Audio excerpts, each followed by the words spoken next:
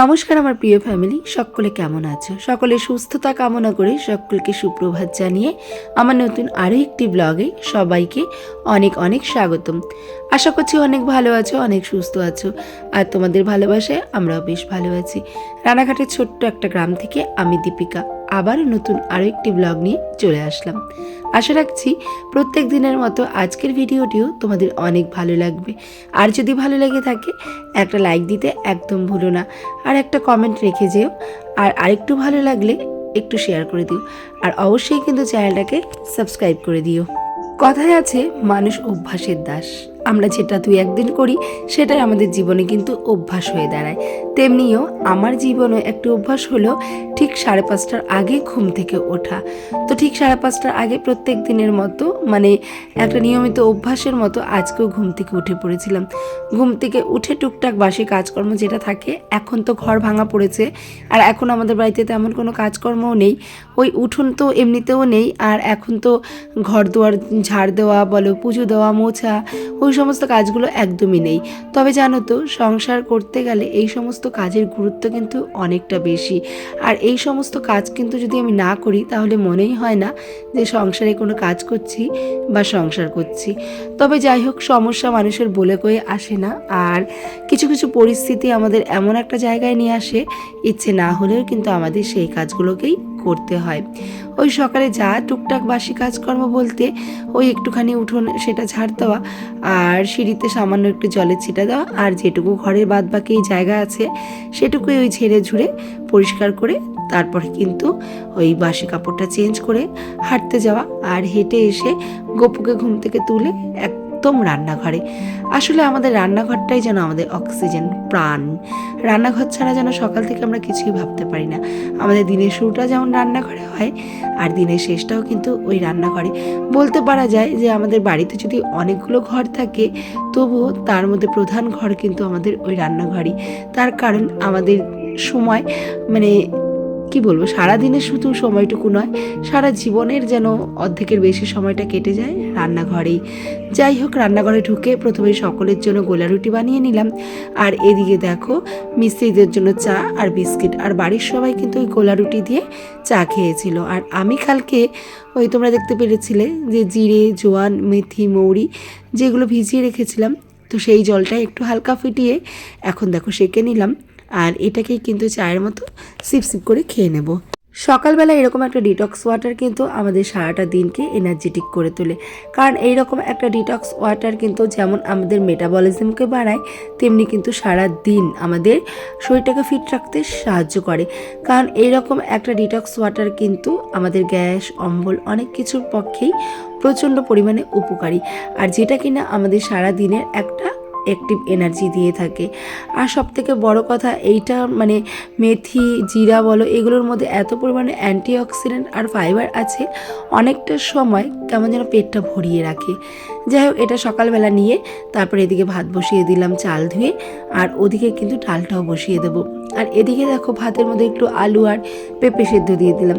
শাশুড়ি মায়ের শরীরটা একটু ভালো নেই, তো উনি বলেছেন যে একটু আলু সেদ্ধ দিয়ে দিতে ভাতে, তো সেই জন্য আলু সেদ্ধ। আর বাবুরা হচ্ছে পেয়ারা মাখা পেঁপে মাখা খেয়ে এক টুকরো পেঁপে এরকম নিয়ে এসেছিলো বাড়িতে।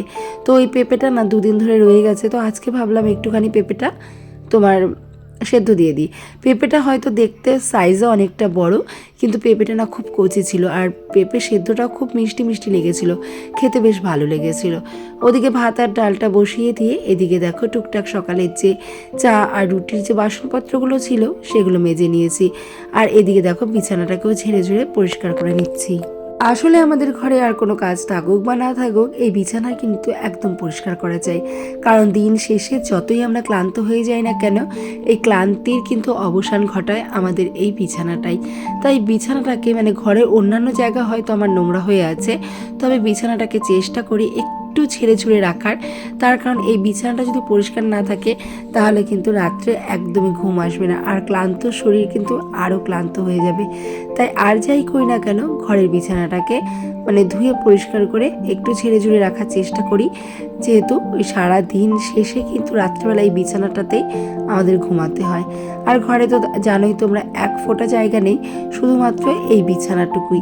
আর এটুকু যদি একটু না ছেড়ে রাখি তাহলে তো মানে কি বলবো, মানসিক দিক থেকে তো একদম ভেঙেই পড়বো, আর যদি ঘুম না হয় তাহলে শরীরটাও একদম ভেঙে পড়বে। সব কিছু করতে করতে এদিকে ভাতটা হয়ে গেছে, ভাতটা নামিয়ে ভাতটা গামলার মধ্যে ঢেলে নিলাম, আর ভাতটা গামলার মধ্যে ঢেলে নিয়ে হাঁড়িটা কিন্তু মেজে নেব। আর এদিকে দেখো ডালটাকে ফোড়ন দিয়ে দেবো। আজকে মসুর ডাল করেছি শিম আর তোমার মূলো দিয়ে, আর এটাতে আমি ফোড়ন দিলাম কালো জিরা আর শুকনো লঙ্কা, ব্যাস এটা কিন্তু দিয়ে আমি এই ডালটা সুন্দর করে ফুটিয়ে একটু ধনেপাতা কুচি ছড়িয়ে দিয়ে নামিয়ে নেব। আসলে ডালে ধনেপাতা দিলে অন্বেষা একদম খেতে পছন্দ করে না, আবার এদিকে আমার হাজব্যান্ড কিন্তু ডালে ধনেপাতা খুবই পছন্দ করে। আর এরকম মূলো আর শিমের ডালে কিন্তু ধনেপাতা দিলে বেশ ভালো লাগে। তবে অন্বেষা মানে খেতে চায় না, ওকে নিয়ে একটু টেনশন হয়, আবার যে আগে থেকে তুলে রাখবো ওটাও না মাঝে মাঝে মনে থাকে না। আর আজকে অতটাও ঝামেলা করবে না, তার কারণ আজকে বাঁধাকপি আছে, মানে অন্বেষার আবার বাঁধাকপিটা ভীষণ প্রিয়, ওর আবার বাঁধাকপি রান্না করে দিলে আর কিছুই লাগে না। আর এদিকে তোমার দাদাভাইয়ের জন্য মূলো আর শিমের ডাল, মানে খাওয়া দাওয়াটা মোটামুটি খারাপ হবে না, কখনো সখনো কিন্তু মাছ ছাড়াও খাওয়া দাওয়াটা ভালো হয়। আর সব সময় মানে মাছ খেতে ভালোও লাগে না, আর সব সময় যে মাছ ভাত খেতেই হবে বা মাছ দিয়ে ভাত খেতে হবে এরকম কিন্তু কোনো মানে নেই। আসলে যার যার সংসারের ইনকাম অনুসারে কিন্তু শেষে তেমনভাবে নিজেদের সংসারটা চালিয়ে থাকে, এবং সংসারের ইনকাম অনুযায়ী কিন্তু আমাদের খাওয়া দাওয়াটাও কিন্তু চালনা করি আমরা বুদ্ধি করে। তো আমার স্বামীর যেমন ইনকাম আমি কিন্তু ঠিক তেমনভাবেই খাওয়া দাওয়া করি এবং তেমনভাবেই রান্নাবান্না করি, আর এর থেকে কিন্তু একটু বাঁচিয়ে গুছিয়ে সংসারটাকে পরিপাটিভাবে চালানোর চেষ্টা করি। প্রত্যেক দিন যে মাছ খেতে হবে বা প্রত্যেক দিন যে মাংস খেতে হবে এমন কিন্তু কোনো ব্যাপার আমাদের মধ্যে নেই। আর আমি সবসময় চেষ্টা করি একটা লিমিটেড টাকার মধ্যে সংসারটাকে চালানোর, মানে একটা টাকা আমার সপ্তাহের জন্য বরাদ্দ করা আছে, আমি চেষ্টা করি সেই টাকার মধ্যে সংসারটা চালিয়ে তার থেকেও কিছু বাঁচানোর।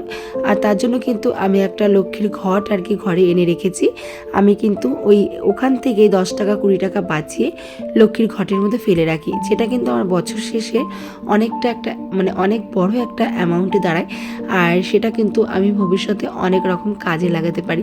সেটা আমি এবার নয়, আমি কিন্তু অনেকবার এরকম একটা করে লক্ষ্মীর ঘট কিনেছি, আর সেটাতে কিন্তু এরকম সংসার বাঁচিয়ে বাঁচিয়ে টাকা কিন্তু আমি অনেকই জমিয়েছি, যেটা কিন্তু আমার ভবিষ্যতে অনেকটা কাজেও এসেছে। আর সত্যি বলতে কি, ইনকাম অনুসারে যেহেতু আমরা সবসময় চলার চেষ্টা করি, আমি কোনো জিনিসই সংসারে কখনোই অপচয় করি না, আর অপচয় জিনিসটা আমার একদমই পছন্দ নয়। আমি চেষ্টা করি যেভাবে একদিনে একটু সবজি হালকা হালকা করে বাঁচিয়ে সেই সবজিটাকে আরেক দিন আর কি চালিয়ে নেওয়ার, বা কখনো কখনো ডাল, যেই ডাল থেকে আমি একটু একটু করে ডাল আলাদা পাত্রে তুলে রেখে সেই ডালটা জমতে জমতে যখন 7 দিন বা 4 দিন বা 5 দিন হয়, অনেকটা ডালের পরিমাণ তখন অনেকটা হয়ে যায়, আর সেই ডালটা কিন্তু আমি একদিন চালিয়ে নিই। আর এভাবেই কিন্তু আমি মাছ যদি 2 দিন খাই পর তার পরের দিন চেষ্টা করি ডাল আর সবজি দিয়ে চালিয়ে নেওয়ার, বা কখনো চেষ্টা করি ডিম সয়াবিন দিয়ে চালিয়ে নেওয়ার। তো এইভাবেই কিন্তু আমি সংসারে কোনো জিনিস অপচয় না করে কম ইনকামেও বুদ্ধি করে কিন্তু পরিপাটিভাবে সংসারটাকে চালাই। এতে করে কিন্তু আমার সংসারে অভাবের ছোঁয়া কখনোই লাগতে পারে না। খুব ভালোভাবে কিন্তু সংসার নিয়ে সন্তান নিয়ে আমি ঠিক দিব্যে চালিয়ে নিচ্ছি। তো এই কারণেই তোমার দাদাভাইয়ের হাতে একটুখানি টাকাটা খরচ বেশি হয় বলে কিছু টাকা আমাকে দেয়, মানে সপ্তাহের যে বাজারের টাকাটা ওটা কিন্তু ও আমার হাতে দিয়ে রাখে। মানে তাতে কি হয়, কম টাকাতেও সংসারটা চলে যায়, ওর বাজেটটাও কমে গেল, আর এদিকে কিন্তু আমিও সেই সংসারের খরচ থেকে অল্প কিছু হলেও বাঁচিয়ে রাখতে পারি। এই দেখো, তোমাদের সঙ্গে গল্পে গল্পে কিন্তু আমার রান্নাঘরে সমস্ত রান্নাবান্না কমপ্লিট হয়ে আর রান্নাঘরটাকেও ভালো করে পরিষ্কার করে নিয়েছি।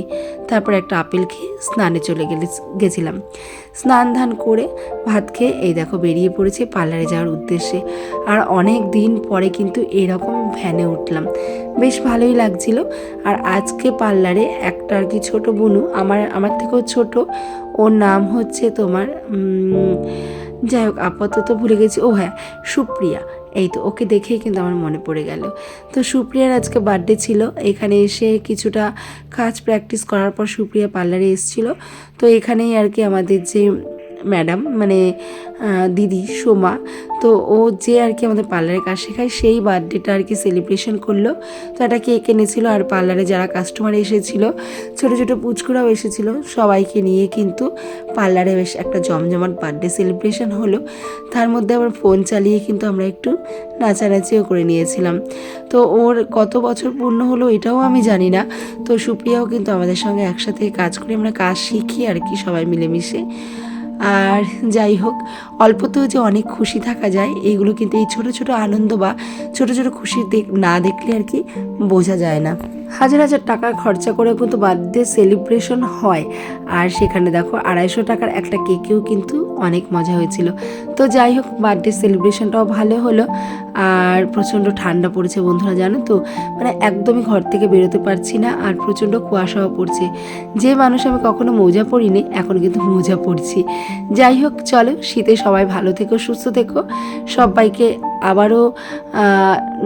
আবারও ব্লগ দেখার আমন্ত্রণ জানিয়ে আজকের মতো এখানেই বিদায় নিচ্ছি।